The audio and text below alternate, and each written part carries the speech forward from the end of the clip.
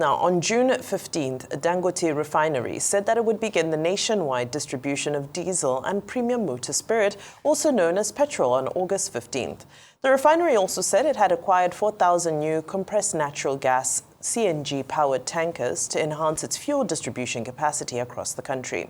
Following the development, the Petroleum Products Retail Outlets Owners Association of Nigeria, that's PETROAN, said the Dangote Refinery's forward integration adoption could lead to a monopoly in disguise, also posing a significant job loss threat to Nigeria.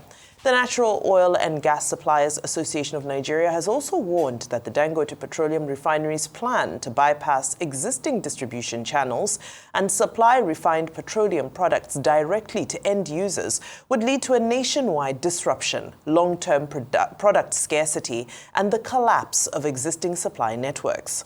Well, joining us on the show to discuss the continuation of fuel importation despite the operation of the 650,000-barrel capacity Dangote refinery and the refinery's decision to disrupt the fuel distribution chain in the country is Olabode Sowunmi, an oil and gas expert. Good morning, sir, and welcome to the program. Good morning. It's a pleasure to be with you guys. Okay, Bode, let's start with this controversy that is on the table before we go to the Dangote Refinery and the petroleum marketers, importers of fuel and all that. Now, Mr. Bayo Ojulari, the group managing director of NNPC, says on one hand that the NNPC will sell the Port Harcourt refinery. Now, he has turned around to say, oh, he will no longer sell the Port Harcourt refinery, he will upgrade it, and the refinery can be rescued. But he has not said anything about the Warri refinery and the Kaduna refinery. Why is there so much lack of clarity in terms of what he, the new group managing director, is doing? Despite the fact that President Bola Ahmed Tinubu gave him very clear orders about how to revitalize that oil and gas sector, and particularly the NNPC Limited. Where do you think the problem is? Okay, thank you. I think fundamentally, communications, in this case, corporate communications, exist for a purpose: to bridge the gap between the wanted perception and the current perception. The bigger challenge for the Ojulari administration, let's put it that way, is not so much what he is saying, but the current perception of Nigerians. So it is very possible for him to call something yellow, but because there is a history and a tradition of mistrust with public institutions, and in this case, the NNPC, what he says could be misinterpreted. The fact of the matter is that when you want to sell an asset, any asset for that matter, even a house, a 3-bedroom bungalow, one of the first things you do is you assess the asset, value it, and then come up. It is possible that in the process of assessing it, you will find out that the bungalow can be put into other uses. If I get it correctly, in the press release that came out, and what he put on Twitter, was it 2 days ago, what was basically said there was that there was a turnaround maintenance contract on the Port Harcourt refinery, that the Port Harcourt refinery was put into operation before the turnaround maintenance was concluded. So in other words, you are currently servicing a car, but you have not concluded the servicing, yet you are putting it into operations, using it for kabu-kabu or whatever in the case. So it would just make some sense for them to conclude the proper turnaround maintenance rather than putting it into action just for aesthetic purposes. I think those are some of the things he's grappling with. In my mind, I'm not part of his team, I don't know what's happening there, but to my mind, that would look like what they are grappling with. All right, let's go straight to fuel importation. The numbers from the NMDPRA came in for the months of May and June, and they show that our importation percentage has shot up as high as 71%. What is the sudden surge in imported product, especially as we know that the Dangote refinery is available, it has the capacity to deliver? And can you also speak to allegations that there is dumping substandard imported product also coming in to flood the market that's being used for profiteering? Okay, so typically when figures come in, those figures need to be interrogated and questions need to be asked. I think some of those questions have not been asked from those sources for them to provide the information. But having said that, there is increase in usage, increase in a number of activities, which to my mind and to the information available is what has led to the increase. As per the role of Dangote, there are some things that are facts that are not properly in the public space. The Dangote Refinery is a 650,000 barrel per day capacity. However, the Dangote Refinery is only functional in two of the components. That's two priorities.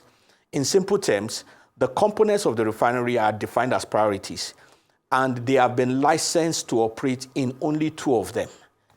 They are yet to apply for the license to operate for the other two, which means that they are not operating at 650,000 barrel capacity. Those are facts. Now, the other issue is that even were they to operate at 650,000 barrel capacity, they will not meet the demand of the nation. So the shortfall has to be supplemented by import, for which the Dangote Group themselves also have import licenses for importation. Having said that, the core issue on the floor is about energy security, which means that we should not run into a crisis. The economy should not run into a situation where we are not able to control things. And there are two main components of energy security: affordability and availability. And that is the essence of the push and pull and whatever dynamics the regulator is trying to do to ensure that all stakeholders, including the Dangote Refinery themselves, are satisfied and everything works well. And as you can know and you can imagine, that's not an easy job to be in. Okay. Can I ask you a question, please? What's the production level at the NNPC refinery that they spent $3 billion on? Do you know how many liters of petrol are they producing every day? The same one that they said they closed recently for maintenance. Okay. Do you have any empirical figures of what they are producing and how much people are lifting from those refineries? The Port Harcourt and Warri one. Okay, so I'll give a small analogy. At the beginning of the Yar'Adua administration, there was a proclamation that about 7 billion or something, there was a figure that was put in the public space, has been spent on power, and there was no power available. And that threw the nation into a frenzy. There was a lot of talk. The then special advisor to the president on power, who is late now, had to resign his position and all that. At the end of the day, what they found out was that the figure that was being brandished was a figure spent on power sector across about 20 years. So when you say $3 billion is being spent on the refinery, the issue is from what period? It is usually across decades. But having said that, the information that is in the public space, that is what is verifiable, is that there is a contract for turnaround maintenance on the Port Harcourt refinery. And that contract has not been fully executed. In simple terms, they are still servicing the contract. So the question will now be, what happened in the period when there was some amount of lifting and all that? I guess it was political pressure and aesthetics. In other words, they allowed some part of the refinery to work so that some amounts could be produced. And the thinking was that they could sustain it that way. But they have found out that it's not quite feasible. So they have to actually shut it down properly so that those technicians can do their work. So just go straight to my, with due respect, there's nothing being produced there. We don't need to merry-go-round. There's nothing being produced there after $3 billion was spent and they told us it was technically complete. They called journalists there. Why do we deceive ourselves? They called journalists there. We saw fire. They say, oh, production has started. They told us that. They said they are lifting there. Now, some of the members said they've collected it. I'm specific about the $3 billion deal. I'm not talking about the over 18 trillion spent thus far since Yar'Adua said, okay, we're going to take the refineries back. That's what I'm talking about. So invariably, the answer to my question, there is no production going on in what we spent 3 billion over that they told us was technically completed. Thank you very much. Dr. Abati? Okay, so did you ask me a question or you were saying your opinion? No, it's good to say this. But you stated it. There's nothing produced there. You stated it yourself. Yeah. I just re-echoed what you said. You said they've shut it down now to go and fix it again. Okay. So I just re-echoed what you said. You said there's nothing going on there. That is true. Okay. I just summarized your point. Dr. Abati, over to you. Okay. Let's go back to the initial introduction about this back and forth, argument between the Dangote Refinery and Petron and other players in that space, including Nogasa. There's a group called Nogasa. They are saying that if Dangote Refinery is going to supply directly to the end user, a task for which Dangote says it is prepared, the Nogasa and Petron, they are saying is going to disrupt the market, is going to lead to the collapse of the supply chain, is going to lead to long-term scarcity. But it will appear that in this particular case, Dangote Refinery is fighting for its own survival. If the marketers are going to say they will import or they will not come and live directly, okay, Dangote Refinery is in this for business.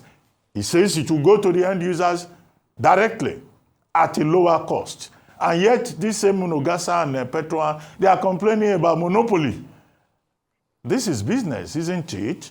But what do you think? Monopoly or efficiency or fear on the part of the Petron and Nogasa stakeholders? I think if we're going to be fair to all, I think it's a bit of everything. There is no doubt that there are concerns on the part of the other players, and there's no doubt that Dangote himself is doing whatever it is to do business the way he does know how to. However, there are rules to business. In simple terms, I think the easiest example is the U.S. Supreme Court decision on antitrust, which in 1911 shattered a company, basically broke them down, the company known as Standard Oil then. And it broke them down to about 7 companies. Those 7 companies are still in existence today. They include ExxonMobil, Chevron, ConocoPhillips, and a bunch of them. So you could imagine one company that was all these companies together. That company did not allow for competition and for the future to be built. Because if Standard Oil had continued, companies like Olabode will not exist. Currently, there are a number of other companies that will not exist. So what they were basically saying is that in the interest of the growth of the market and the future, there has to be rules for competition. Now, what has happened in the case of Dangote is that they have been licensed to operate in the midstream section. So even for the CNG trucks that they have and all that, they still need to apply for a license to operate at the downstream section. So that's where they will meet the regulator and there will be some interactions. But more importantly, in as much as businesses must survive, they must survive within the rules that exist. There are antitrust laws that exist in Nigeria, which is where the Federal Competition Commission exists, FCCPC, and those laws need to be adjusted in such a way that everybody must be happy. Because, of course, Dangote is a dominant player. It is doing its own things to survive, and it must be supported for that. But, however, other businesses must not die, and potential for other businesses must not be terminated. So it is a balancing act for which the regulator has a yeoman's job to help everybody to be happy. Absolutely. I think it is critical that if one of our own invests 20 billion into an industry, a conducive environment is created for that business to flourish, whilst others who are engaged in different aspects should find a place for themselves as well that is competitive. Thank you so much for your time this morning.